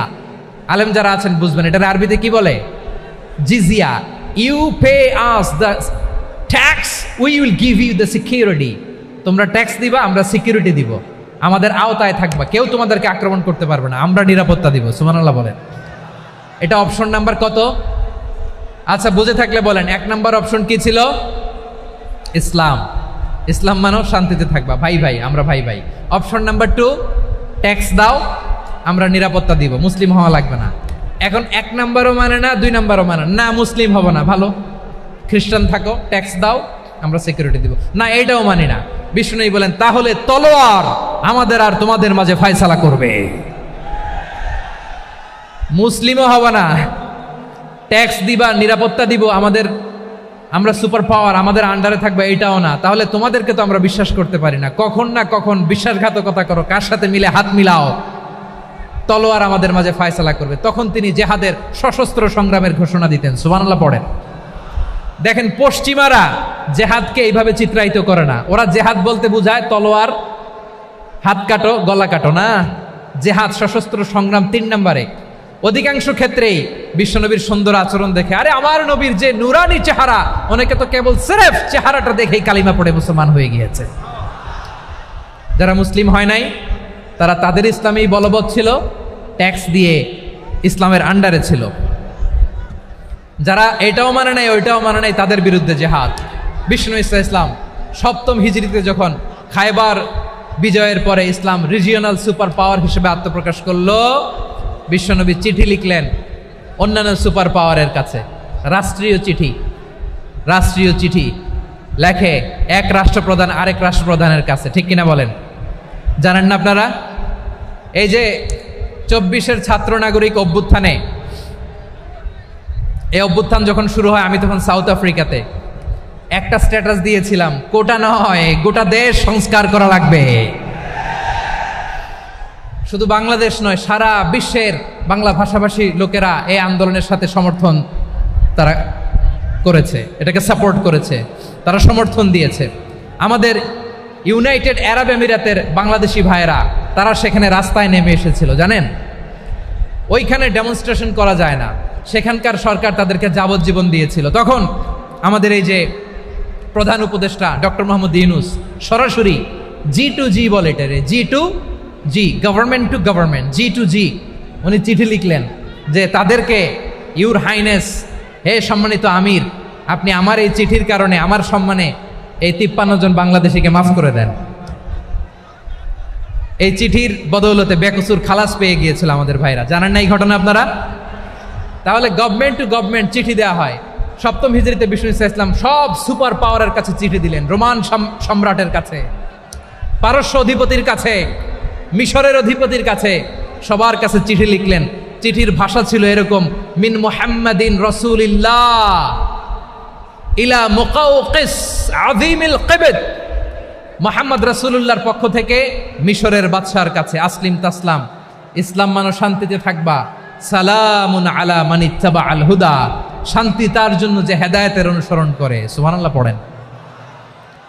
তো এই চিঠি অনেকে ভালোভাবে রিসিভ করেছে, অনেকে এই চিঠি পাওয়ার পরে নবীর কাছে আবার ইন রিটার্ন উপহার পাঠিয়েছে। কি পাঠিয়েছে? উপহার। মিশরের বাদশাহ মুকাউকিস তিনি বিশ্বনবীকে বিশাল এক উপহারের ডালি পাঠিয়েছেন। মিশরের বাদশাহ মুকাউকিস ছিলেন ধর্মে খ্রিস্টান। লালমনিরহাটের ভাইয়েরা আওয়াজ করে বলেন, মিশরের বাদশাহ ধর্মে কি ছিল? খ্রিস্টান। কি উপহার দিয়েছিল আমার নবীকে? শুনতে মনে চায়? আওয়াজ নাই লালমনিরহাটের গলায়, শুনতে মনে চায়? 1000 স্বর্ণমুদ্রা, 1000 স্বর্ণমুদ্রা। 2টা খ্রিস্টান দাসী, একজনের নাম মারিয়া বিনতে শামউন আল কিবতিয়া, আরেকজনের নাম সিরিন বিনতে শামউন আল কিবতিয়া। একজন খ্রিস্টান দাস 20 থান কাপড় জামা বানানোর জন্য, আমরা নবী যেন সেলাই করে জামা বানাতে পারে এজন্য 20 থান কাপড়, 20 থান ফাইন গার্মেন্ট। সুবহানাল্লাহ পড়বেন না? এরপরে একটা গাধা যেটার নাম ছিল উফাইর, আর একটা খচ্চর, এটার নাম ছিল দুলদুল। খচ্চর চিনেন? গাধা আর ঘোড়ার ক্রসিং এ যে প্রাণীটা দুনিয়াতে আসে ওটার খচ্চর বলে। তো এই যে সুপার পাওয়ার খ্রিস্টান বাদশার কাছে নবী চিঠি লিখলেন, ওই খ্রিস্টান বাদশাহ আমার নবীকে উপহার দিল। বিশ্বনবী এই উপহারগুলো সানন্দে গ্রহণ করেছে। সুবহানাল্লাহ পড়বেন না? তাহলে অমুসলিম কেউ যদি আপনাকে উপহার দেয়, হালাল উপহার হলে আপনি গ্রহণ করতে পারবেন। অনুরূপভাবে পারস্যের বাদশাহ, রোম সম্রাট বিশ্বনবীকে উপহার পাঠিয়েছেন, আমার নবী সবগুলো উপহার গিফট গ্রহণ করেছেন। সুবহানাল্লাহ বলেন। তাহলে প্রিয় লালমনিরহাট আওয়াজ করে বলুন, ইসলাম কি ন্যারো মাইন্ডেড রিলিজিয়ন না ব্রড মাইন্ডেড? আম্মাজান আয়েশার কাছে মাসালা জানতে চায় মেয়েরা, হে আম্মাজান, অগ্নি উপাসকেরা তাদের ঈদের দিন নওরোজের সময় আমাদেরকে পাখি দেয়, নেওয়া যাবে? উনি বললেন, ওরা জবাই করে দিলে নেওয়া যাবে না, কিন্তু ওরা যদি ফলমূল এরকম খাবার দেয় এগুলো নেওয়া যাবে। তার মানে অমুসলিমদের দেয়া উপহার এটা গ্রহণ করা যায়। সুবহানাল্লাহ বলেন। শুধু তাই নয়, বিষ্ণু ঈসা ইসলাম অমুসলিমদের সাথে আর্থিক লেনদেনও করেছেন, ফিনান্সিয়াল ডিলিং করেছেন। অমুসলিমদের সাথে প্রয়োজনে আপনি ফিনান্সিয়াল ডিলিং করতে পারবেন। আমরা প্রায় দেখি বাজারের মিষ্টির দোকানগুলো আমার হিন্দু ভাইদের। লালমনিরহাটে মিষ্টির দোকান, দইয়ের দোকান কারা চালায়? হিন্দুরা চালায় না? তারপরে যে বারবার শপ, চুল কাটে যে নাপিত, অধিকাংশ নাপিতের দোকানে কারা? আমার হিন্দু ভাইরা। তা আপনি চুল কাটতে পারবেন কিনা? পারবেন কিনা বলেন? পারবেন। তার দোকান থেকে দই মিষ্টি কিনতে পারবেন কিনা? হ্যাঁ, আমার মুসলিম ভাইয়ের দোকান থাকলে ওইটারে আমি বেশি প্রায়োরিটি দিব, ঠিক কিনা? কিন্তু যদি তাদের সার্ভিস নিতে চান, প্রোডাক্ট নিতে চান, পারবেন। তার দলিল সহিহ বুখারী, আম্মা জান আয়েশা রাদিয়াল্লাহু তাআলা আনহা বলেন, ইশতারা রাসূলুল্লাহ সাল্লাল্লাহু আলাইহি ওয়াসাল্লাম মিন ইয়াহুদিয়িন তুআমান ওয়া রাহানাহু দিরআহু মিন হাদিদ। রাসূল সাল্লাল্লাহু আলাইহি ওয়াসাল্লাম এক ইহুদির কাছ থেকে, কার কাছ থেকে? সবাই বলে নাই কার কাছ থেকে? আমার নবী, পেয়ারা নবী এক ইহুদির কাছ থেকে জব কিনেছিল। জব, বার্লি, যেটা দিয়ে রুটি বানায়। ওই জবের দাম দেওয়ার টাকা পয়সা নবীর কাছে ছিল না। ফলে নবী ওনার একটা পোশাককে মর্গেজ রেখেছিলেন, মর্গেজ, বন্ধক, যে এখন এটার দাম দিতে পারবো না, কয়েক কেজি বার্লি নিয়ে যাই আর বন্ধক হিসেবে আমার জামাটা রেখে গেলাম, যেই দিন দাম দিব ওই দিন জামাটা ছুটায় নিয়ে যাব।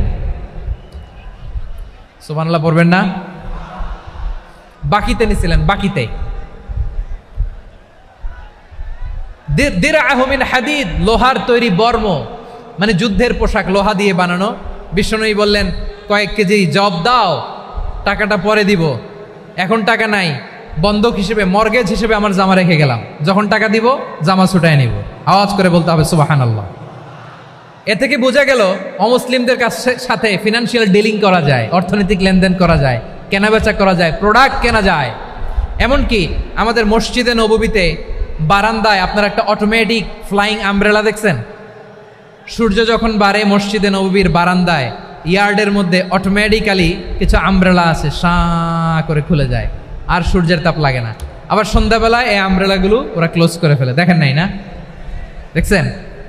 এই মসজিদে নববীকে সর্বোচ্চ উন্নত মানের কনস্ট্রাকশন ইনফ্রাস্ট্রাকচারে ডেভেলপ করার জন্য কর্তৃপক্ষ কিছু অমুসলিম ইঞ্জিনিয়ারের, ডিজাইনারের সহায়তা নিয়েছিল। সুবহানাল্লাহ বলেন। কোন দলিলের ভিত্তিতে? এই দলিলের ভিত্তিতে যে বিষ্ণু ঈসা ইসলাম অমুসলিমদের সাথেও লেনদেন করেছেন। আওয়াজ করে বলতে হবে আল্লাহু আকবার। শুধু তাই নয়, ইন কেস অফ ইমার্জেন্সি, প্রয়োজনে ইসলামের খাতিরে ইসলামকে সামনের দিকে এগিয়ে নিয়ে যাওয়ার জন্য অমুসলিমদের সাপোর্ট নেওয়া জায়েজ আছে। সুবহানাল্লাহ বলেন। অমুসলিমদের সাপোর্ট নেয়া, তাদের থেকে অর্থ নেয়া, পলিটিক্যাল সাপোর্ট, পলিটিক্যাল অ্যাসাইলাম নেওয়া জায়েজ আছে। আমাদের অনেক বিশ্ববরেণ্য দায়ীরা আমেরিকায় অস্থায়ীভাবে অ্যাসাইলাম নিয়ে থাকে, নিজের দেশে গেলে ফাঁসিতে ঝুলাই দিবে। যুগ যুগ ধরে দায়ীদের উপরে এরকম অত্যাচার আর নির্যাতন আছে না নাই? মিশরের অনেক দায়ীরা পাশ্চাত্যে যেয়ে থাকে। এই যে তারা পলিটিক্যাল অ্যাসাইলাম নিয়ে থাকে, রাজনৈতিক আশ্রয়, এটা জায়েজ আছে না? এটা যে জায়েজ আছে তার প্রমাণ স্বয়ং বিশ্বনবী সাল্লাল্লাহু আলাইহি ওয়াসাল্লাম পলিটিক্যাল সাপোর্ট নিয়েছিলেন অমুসলিমদের কাছ থেকে। সুবহানাল্লাহ বলেন। খুব মজাদার একটা ঘটনা, শুনবেন? আপনাদের আগ্রহ দেখে তো মনে হয় না শোনার ইচ্ছা আছে। আছে আছে? গলায় জোর আছে? লিল্লাহি তাকবীর, লিল্লাহি তাকবীর, নারে তাকবীর। মাশাআল্লাহ।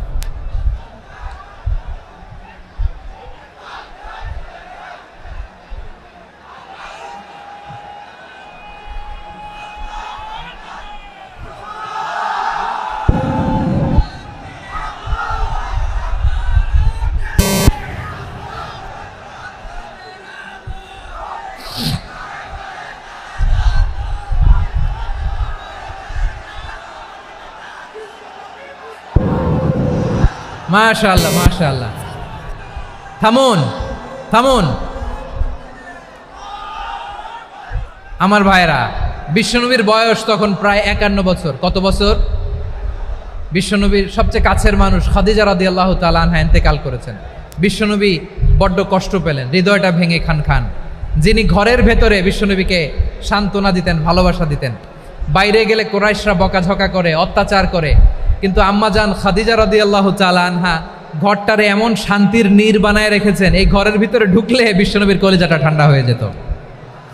এজন্য রব্বুল আলামিন বলেন, খাদিজা, ও আমার বান্দি খাদিজা, জান্নাতে এমন স্পেশাল একটা ঘর আমি তোমার জন্য রেডি করে রেখেছি। ওই ঘরের মধ্যে কোনো আওয়াজ নাই, ওই ঘরের মধ্যে কোনো নয়েজ নাই, ওই ঘরে কোনো বিশৃঙ্খলা নাই। কারণ মক্কার জমিনে আমার নবী কুরাইশদের বিশৃঙ্খলা, নয়েজ আর ঝামেলাগুলোকে উপেক্ষা করে যখন তোমার ঘরের ভিতরে ঢুকতো, ঘরটারে তুমি শান্তির নীর, ঠান্ডা, নীরব, নিস্তব্ধ, নিঝুম আর শান্তির নীর বানিয়ে রেখেছ। এজন্য জান্নাতে স্পেশাল একটা শান্তির নীর আমি তোমারে উপহার দেব। ওই প্রিয়তমা স্ত্রী খাদিজা ইন্তেকাল করলেন, বিশ্বনবীর হৃদয় ভেঙে খান খান। আবার ওনার চাচা আবু তালেব ইন্তেকাল করলেন, যিনি পলিটিক্যাল শেল্টার দিতেন নবীকে। কে দিতেন? আবু তালেবের ভয়ে, বিশ্বনবীর এই চাচার ভয়ে কোনো মুশরিক নবীর গায়ে হাত দেওয়ার সাহস পায় নাই। এখন স্ত্রীও নাই, চাচাও নাই, নবীকে আশ্রয় দেওয়ার কেউ নাই। নবীর চারদিকে অন্ধকার। নবী এখন কই যাবেন? আমার পেয়ারা নবী নতুন স্টেশন খুঁজতেছেন, নতুন দাওয়াতি প্ল্যাটফর্ম খুঁজতেছেন। তিনি যায়েদ বিন হারেসা রাদিয়াল্লাহু তাআলা আনহুকে নিয়ে মক্কার পাশের একটা নেইবরিং সিটি তায়েফে চলে গেলেন। কোথায় চলে গেলেন? লালমনিরহাটের ভাইয়ের আওয়াজ করে বলেন, কোথায় গেলেন? তায়েফে চলে গেলেন দিনের দাওয়াত দেওয়ার জন্য। কি দেওয়ার জন্য? নাকি জমি কিনতে গেছিলেন? জমি কিনতে? দুনিয়ার যশ খ্যাতির জন্য? নিজের কোনো লাভের জন্য? তায়েফবাসীদেরকে জাহান্নামের আগুন থেকে বাঁচানোর জন্য। আওয়াজ করে বলতে হবে ঠিক কিনা? বিশ্বনবী বিশাল মরুপথ পাহাড়ি পথ পাড়ি দিয়ে তায়েফের মরুজমিনে গেলেন কোরআনের দাওয়াত নিয়ে, ইমানের দাওয়াত নিয়ে।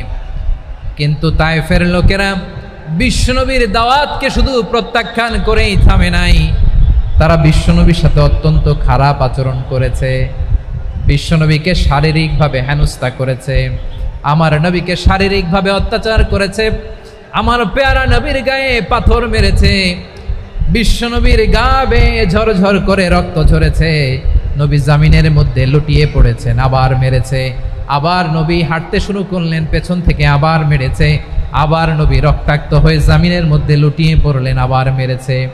বিশ্বনবীর মতো এত সুশ্রী মানব, বিশ্বনবীর মতো এত শুভ্র মানব, বিশ্বনবীর মতো এমন চমৎকার দেহাবয়ব দিয়ে রব্বুল আলামিন কাউকে বানান নাই।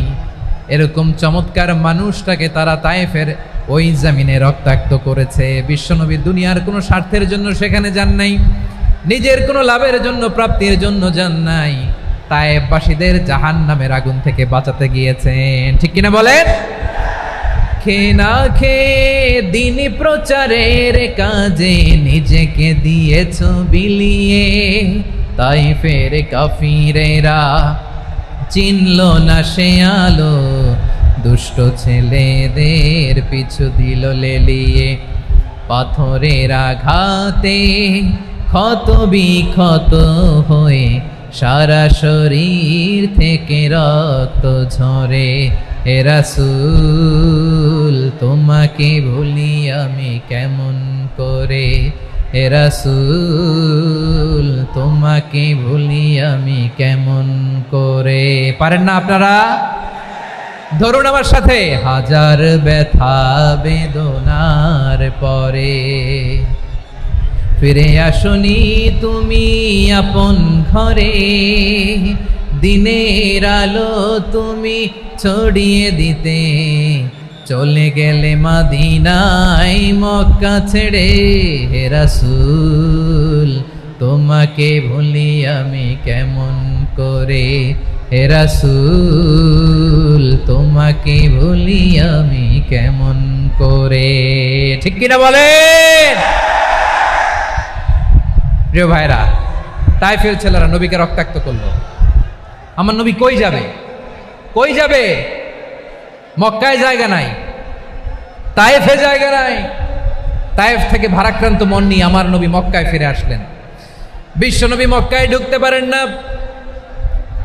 মক্কার মরুভূমির দিকে তাকিয়ে, উপত্যকার দিকে তাকিয়ে বিশ্বনবী ধা ধা করে কাঁদেন, ঝরঝর করে নবীর চেহারা মোবারক থেকে চোখের পানিগুলো বেয়ে বেয়ে পড়ে। আমার জন্মস্থান, আমার শৈশব, কৈশোর, যৌবন কেটেছে এই মক্কায়, আমার এলাকায় আমি ঢুকতে পারি না। বিশ্বনবী মক্কার অনতি দূরে দাঁড়িয়ে জায়েদকে পাঠালেন, জায়েদ যাও দেখো কেউ আমাকে সাপোর্ট করার মতো আছে কিনা, যাও অমুকের কাছে যাও। জায়েদ গেলেন, তারাও প্রত্যাখ্যান করে ফিরিয়ে দেয়। বিশ্বনবী বললেন যাও অমুক লোকের কাছে যাও, তিনিও প্রত্যাখ্যান করে ফিরিয়ে দিলেন। কেউ বিশ্বনবীকে আশ্রয় দিতে রাজি হয় না। নিজ জন্মভূমিতে বিতাড়িত বিশ্বনবী, সর্বশেষ বিশ্বনবী বললেন যাও মুতঈম ইবনে আদির ঘরে যাও। মুতঈম ইবনে আদি মুশরিক, তার কাছে যাও। গেলেন, মুতঈম ইবনে আদি রাজি হয়ে গেল। সুবহানাল্লাহ বলেন।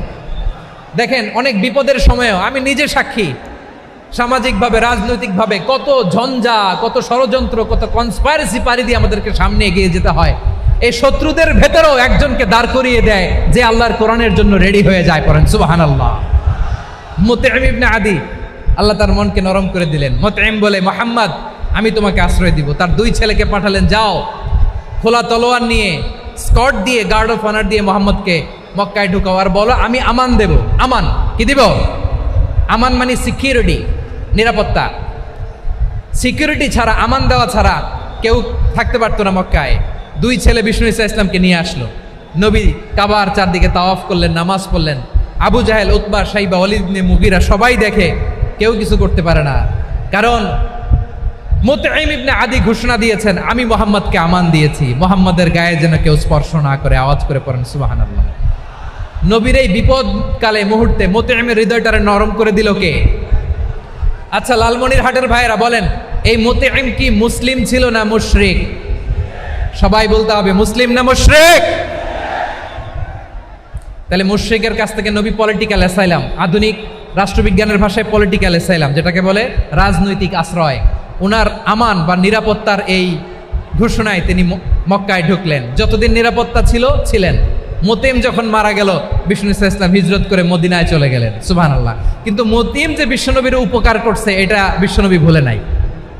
আমাদের অনেকে আছে উপকার করার পরে আর খেয়াল থাকে না, খাওয়ার পরে গলা দিয়ে নামলে আর খেয়াল থাকে না, এরকম আছে না নাই? আমার নবী ভুলে নাই। বদরের প্রান্তরে 70 জন কাফেরকে যখন বন্দি করে বিশ্বনবীর সামনে হাঁটু গেড়ে দাঁড় করানো হলো, বসানো হলো, 70 জন কাফের। কয়জন? বিশ্বনবী তাদের দিকে তাকিয়ে বললেন, সহিহ বুখারীর বর্ণনা, লাউ কানাল মুতঈম ইবনু আদি হাইয়ান সুম্মা কাল্লামানি হাউলাইন নাতনা লা তারাকতুহুম লাহু। বদরের প্রান্তরে 70 জন বন্দি কাফিরের দিকে তাকিয়ে আমার নবী বললেন, আজকে মুতঈম ইবনে আদি যদি বেঁচে থাকতো আর তোমাদের 70 জনের ব্যাপারে যদি মুতঈম এক বাক্যে একটা সুপারিশ করত, তার সম্মানে আজকে তোদের সবাইরে আমি মাফ করে দিতাম।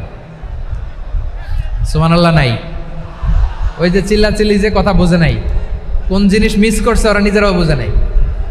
বিশ্বনবী মুতঈমের এই সাহায্যের কথা বলে নাই। 70 জন মুশরিক হাঁটু গেড়ে বসা, নবী চাইলে এখনই এক্সিকিউশন অর্ডার দিতে পারে।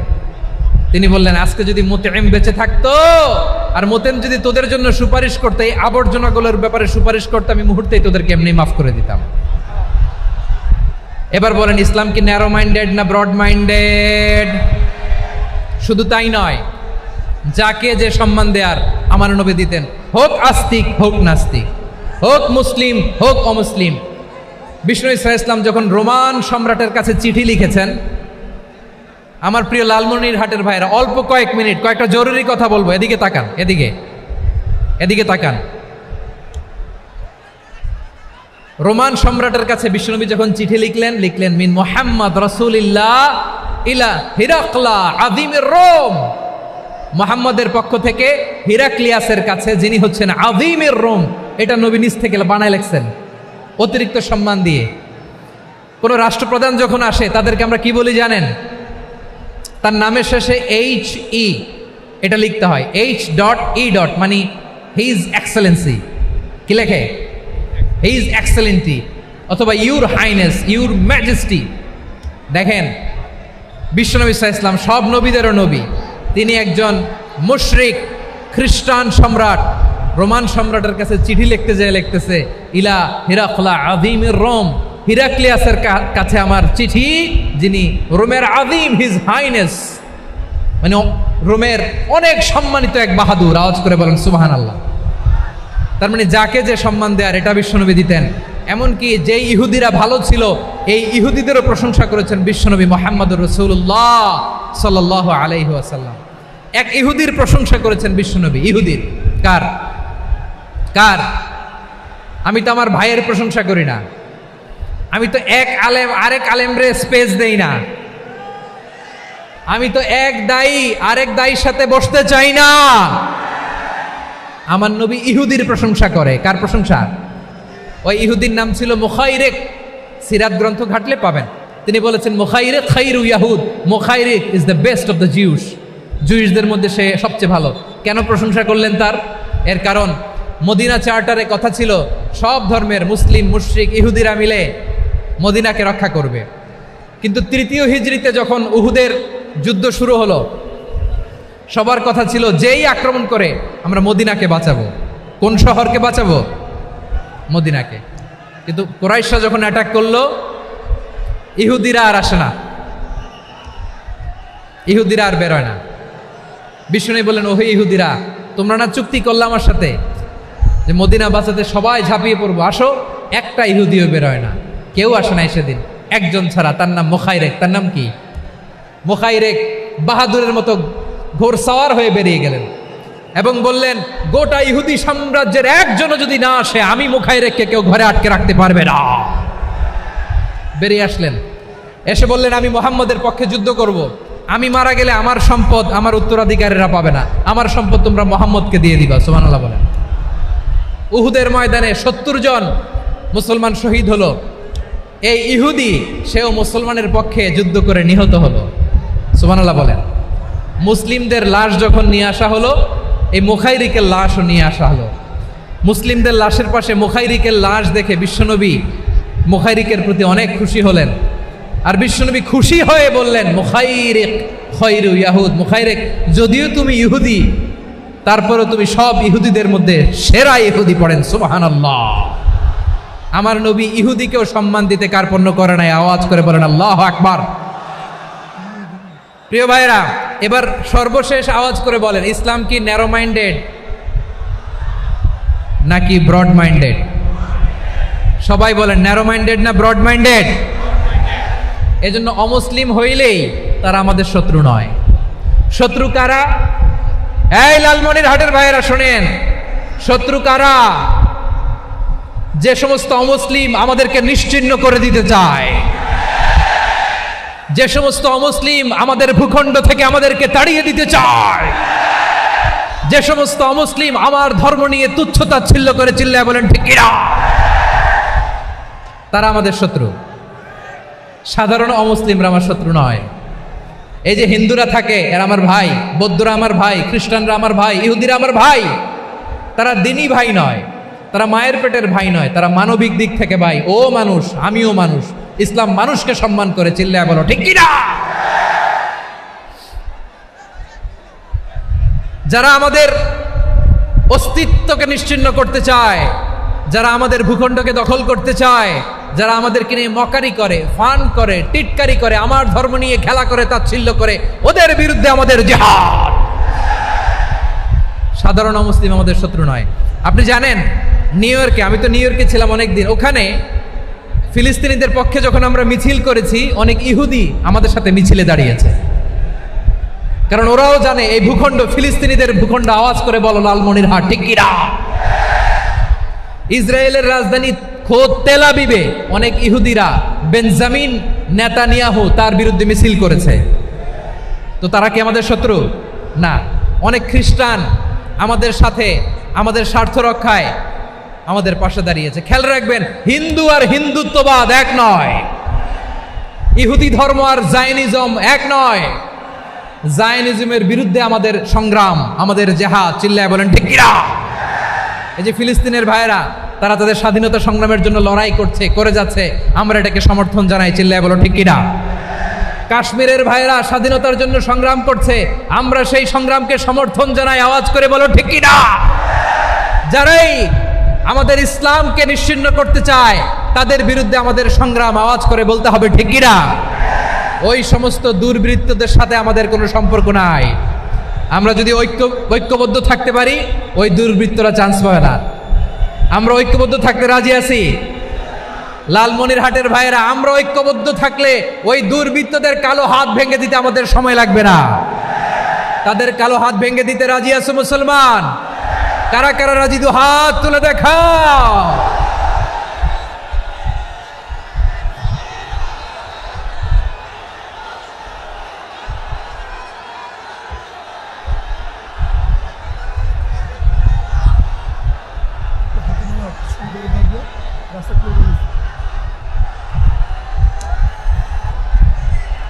আমার প্রাণ প্রিয় লালমনিরহাটের ভাইয়েরা, শত্রু কাফের আর অশত্রু কাফেরের মধ্যে পার্থক্য আছে না নাই? আবু তালেবও মুশরিক, আবু জাহেলও মুশরিক, কিন্তু দুই মুশরিকে পার্থক্য আছে না নাই? আবু তালেব নবীর চাচা, মুশরিক, মারা গিয়েছে মুশরিক অবস্থায়, কিন্তু আজীবন আমার নবীকে আগলে রেখেছে, আমার নবীকে সাপোর্ট করেছে, ভালোবেসেছে। আবু জাহেলও মুশরিক, মারা গিয়েছেও মুশরিক হিসেবে, আজীবন আমার নবীর বিরুদ্ধাচরণ করেছে। আবু জাহেলের শক্তি, সামর্থ্য, স্ট্র্যাটেজি, প্ল্যান সব আমার নবীর বিরুদ্ধে ছিল। এই আবু জাহেলের কারণে একটা দিন শান্তিতে আমার নবী মক্কায় ঘুমাতে পারে নাই, চিল্লায় বলেন ঠিক কিনা।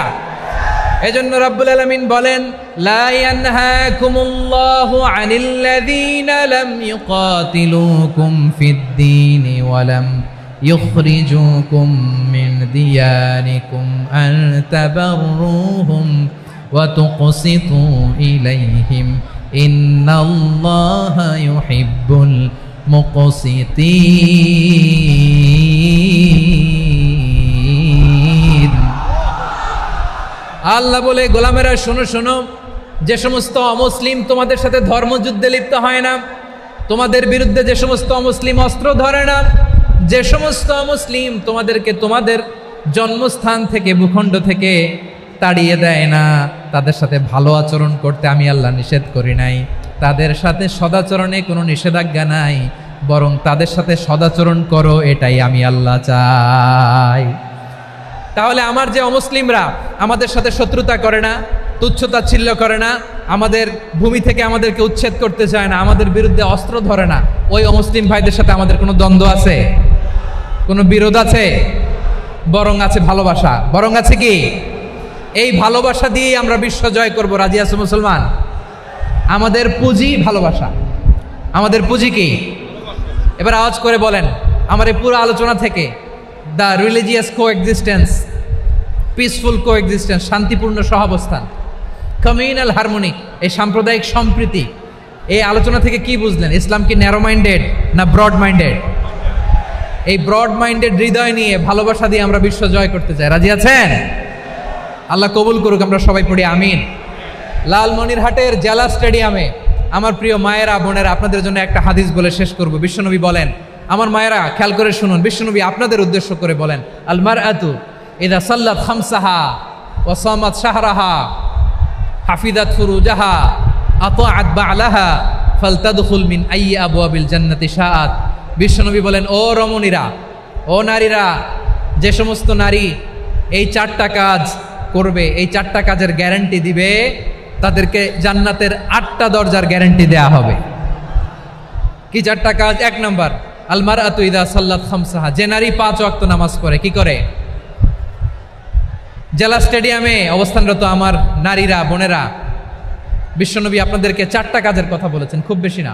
4টা করলে 8 জান্নাতের দরজা সব খোলা। কোনটা দিয়ে যাবেন? যেটা দিয়ে মনে চায়। 1 নাম্বার 5 ওয়াক্ত নামাজ। আমার বোনেরা জোহরের নামাজ পড়তে পড়তে এটা আসরে নিয়ে যায়, আসর পড়তে পড়তে এটা মাগরিবে নিয়ে যায়। এরকম আসরা নাই? লালমনিরহাটে হয়তো নাই। আমার বোনেরা এটা করবেন না। ইন্নাস সালাতা কানাত আলাল মুমিনিনা কিতাবাম মাওকুতা, সময় মতো পড়বেন। সামাত শাহরা, রমাদানের রোজাগুলো রাখবেন। হাফিজাত ফুরুজাহা, যে নারী তার চরিত্রকে হেফাজত করে, তার প্রাইভেট হেফাজত করে, তার লজ্জাস্থান হেফাজত করে। ও মায়েরা, আপনার এই গর্ভ যে কত দামি আপনি জানেন না। আপনার এই গর্ভ থেকে জন্মাবে আগামীর সালাহুদ্দিন আল আইয়ুবী। আপনার গর্ভ থেকেই জন্মাবে ইমাম আল মাহদি আল মুনতাজার। আপনার পেট থেকে জন্মাবে আবু সাইদের মতো বীর সৈনিক। আপনার পেট থেকে জন্মাবে মুগ্ধের মতো বীর মুজাহিদ। আপনি জানেন না কে আসবে আপনার পেট থেকে। সময়টাকে কাজে লাগান, ইসলামকে বুঝেন, মানেন, আমাদের ইসলামিক লেকচারগুলো শোনেন।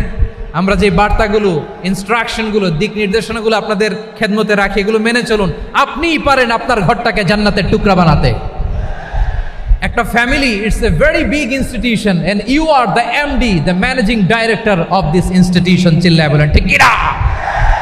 চাইলেই পারেন ঘরটারে জান্নাতের টুকরা বানাতে। 5 ওয়াক্ত সালাত, রমাদানের রোজা, নিজের চরিত্রের হেফাজত, ও আতাআত বা'লাহা, স্বামীর আনুগত্য। এটাতে অনেকে ভুল করে থাকে। হায় রে আমার বোনেরা, স্বামীর আনুগত্যকে এটা নিজের অপমান মনে করবেন না। আপনার স্বামী আপনার সবচেয়ে বড় গার্ডিয়ান, তিনি আপনার সবচেয়ে ভালো চায়। নারী কখনো গার্ডিয়ানশিপের বাইরে থাকতে পারে না। হয় আপনি বাবার গার্ডিয়ানশিপের ভেতরে, বাপ না থাকলে ভাই আপনার গার্ডিয়ান, ভাই না থাকলে চাচা গার্ডিয়ান, বিয়ের পরে আপনার স্বামী আপনার গার্ডিয়ান। শরিয়া সম্মত স্বামীর আদেশগুলো আপনি মেনে চলবেন, কিন্তু শরিয়া বিরুদ্ধ কোনো আদেশ মানতে আপনি বাধ্য নয়। আওয়াজ করে বলুন সবাই ঠিক কিনা? এই 4টা কাজ যদি কোনো নারী করে, বিশ্বনবী বলেন জান্নাতের 8টা দরজা খোলা। তোমার যেটা দিয়ে মনে চায় সেটা দিয়ে জান্নাতে তুমি এন্ট্রি নিতে পারবা। আমরা এখানে লালমনিরহাটের সোহরাওয়ার্দী ময়দানে আজকে যেমন একত্রিত হতে পারলাম, আল্লাহর জান্নাতেও যেন একত্রিত হতে পারে। আল্লাহ তুমি তৌফিক দান করো। আল্লাহ আমার এই কলিজার টুকরা যুবক ভাইদেরকে তুমি ওমরে ফারুকের মতো কবুল করো। জেলা স্টেডিয়ামে অবস্থানরত আমার মা বোনদেরকে তুমি ফাতেমার মতো, খাদিজার মতো কবুল করো। আমাদের কলিজার টুকরা সন্তানদেরকে তুমি সালাহুদ্দিন আল আইয়ুবীর মতো কবুল করো। এই যে ইসলামিক সোসাইটি লালমনিরহাটকে আল্লাহ তুমি কবুল করো। আল্লাহ যে কথাগুলো বললাম এগুলো প্রথমে আমাকে, আমার সব ভাইদেরকে আমল করার তৌফিক দান করো।